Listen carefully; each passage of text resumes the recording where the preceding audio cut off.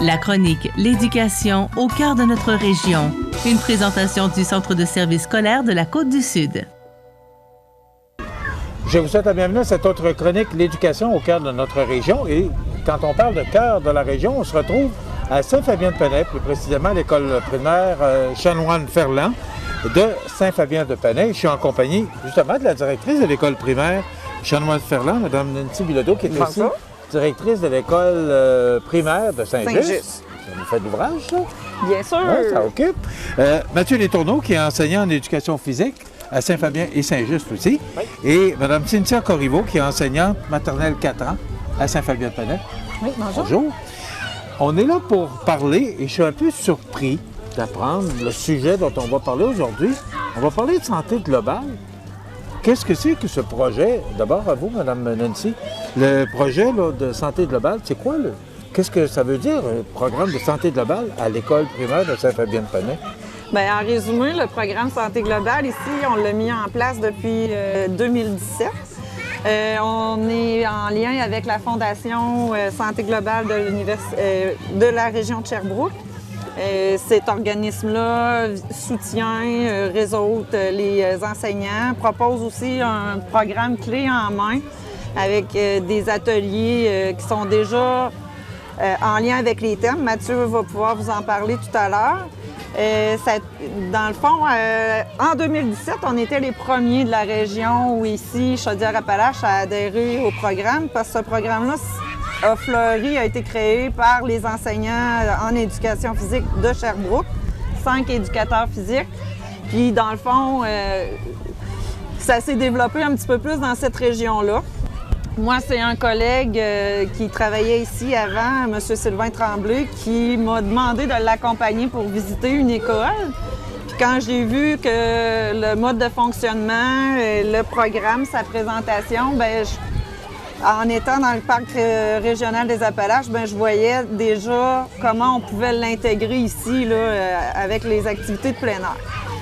Fait que présentement, le programme rejoint 10 000 étudiants, élèves de la région, tant à partir du CPE. Oui, mais là, c'est pas juste à Saint-Fabien. Là, ça veut dire que ça englobe beaucoup de plusieurs régions, plusieurs 10 régions, oui. Puis nous, ici, bien, dans Côte-du-Sud, on est encore les seuls, mais l'année prochaine, Saint-Paul et Sainte-Apolline, là, qui font partie de notre secteur, là, vont probablement se joindre à nous. Fait que M. Mathieu va avoir un collègue pour poursuivre ses projets.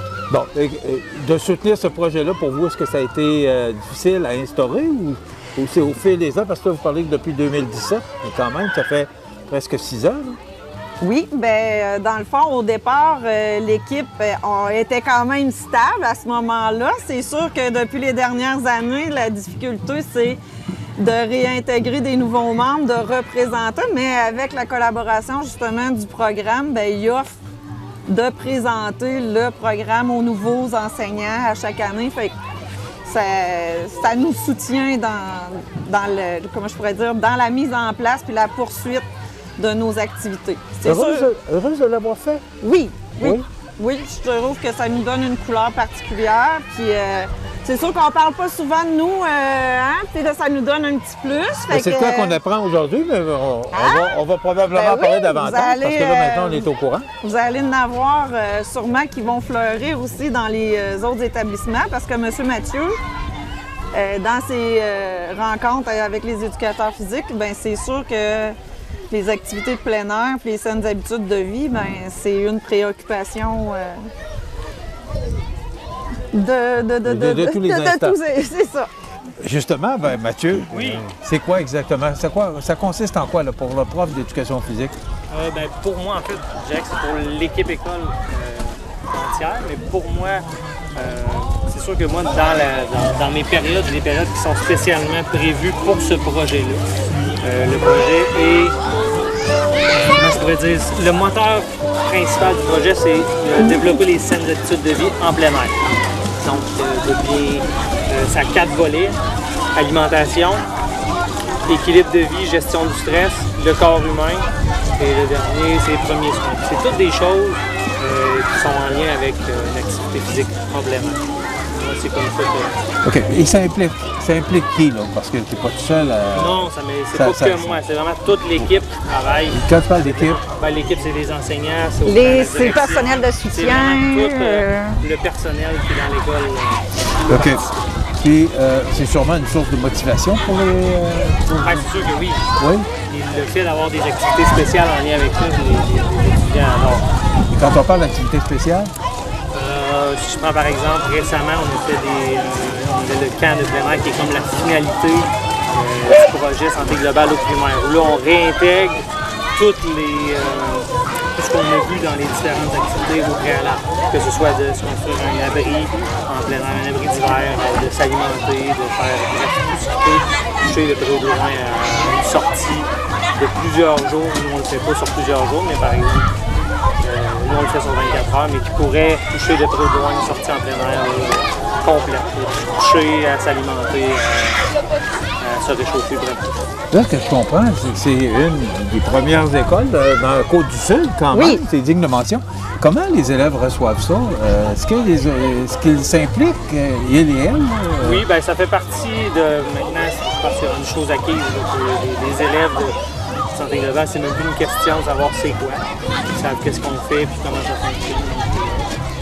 Je dirais pas que c'est comment ils le voient. C'est une bonne question. Comment ils le perçoivent? Bien, je pense qu'ils le voient comme un plus parce que quand Mathieu annonce que ça va être tel groupe qui va être en activité, bien, ils sont tous contents. Puis ils veulent pas rater leur période non plus de santé globale. Ils veulent vraiment avoir droit. C'est une source de motivation, je pense, pour nos garçons aussi. L'activité physique, comme disait Mathieu, on a des activités spéciales, mais on a comme un petit programme tout au long de l'année.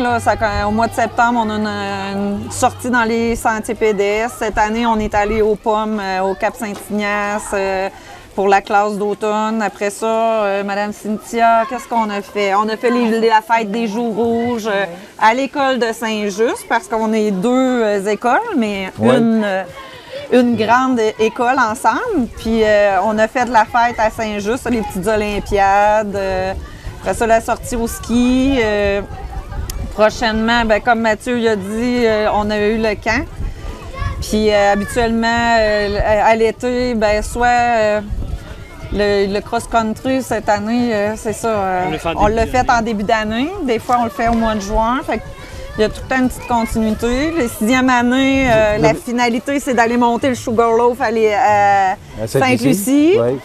Fait que chaque groupe a des petites activités déterminées. Puis Mathieu... C'est bien reçu, c'est bien accepté des étudiants? Oui. Oui. Participe, une bonne participation? Oui. Oui? Ben, au début, plus ou moins. Maintenant, on dit que c'est obligatoire et ça fait partie des cours, puis on réinvestit. Puis les ateliers culinaires aussi. On a le petit programme 5 épices que les profs ont adhéré. Dans le fond, ça nous a donné tous les outils de cuisine pour travailler avec les enfants, des petits kits déjà tout prêts. Fait que ça aussi, ça a une bonne... bonne réception, oui. Je dirais que ça pogne. Cynthia, vous, au niveau maternel 4 ans, parce que c'est pas vieux 4 ans là, pour la santé globale, comment la participation se fait? Est-ce que c'est facile peut-être? Est-ce que c'est plus facile parce qu'ils ils et elles ont 4 ans? Bien, c'est certain que ça offre ses avantages aussi dans le sens où on a beaucoup de périodes de jeu en 4 ans. Alors, vu qu'on a beaucoup de périodes de jeu, bien, c'est possible de sortir jouer dehors. Dans notre horaire quotidien, il y a une période à l'extérieur à chaque jour quand la météo le permet. Puis même, il faut que la météo soit très difficile là, pour qu'on décide de ne pas sortir. Là. Sinon, on est à une période à chaque jour dehors. Fait qu'on l'intègre de cette façon-là, le plein air. On va dans le bois, on se construit des cabanes. On a fait une petite initiation à la raquette. Donc, il y a ce volet-là, dans le fond, du plein air qu'on intègre. L'observation des oiseaux et des écureuils, Madame Cynthia. On nourrit nos petits animaux dans la forêt aussi. Sinon, bien, on intègre aussi des jeux libres à l'extérieur dans la cour d'école. On a du matériel là, qui nous permet de nous amuser dehors aussi. Sinon, ben, pour ce qui est du volet alimentation, au préscolaire, ben, on travaille la gestion de la boîte à lunch aussi beaucoup, là, les aliments qu'on peut manger au dîner, à la collation, qu'est-ce que c'est un aliment santé, qu'est-ce que c'est un dessert. Fait qu'on travaille l'alimentation aussi. Est-ce que le fait de commencer, Cynthia, jeune, la question se pose aux trois, là. Est-ce que le fait de commencer jeune, parce que plus on est vieux, moins on entendait parler, parce que là, santé globale, maintenant, on entend parler à outrance, surtout avec le projet à Montmagny.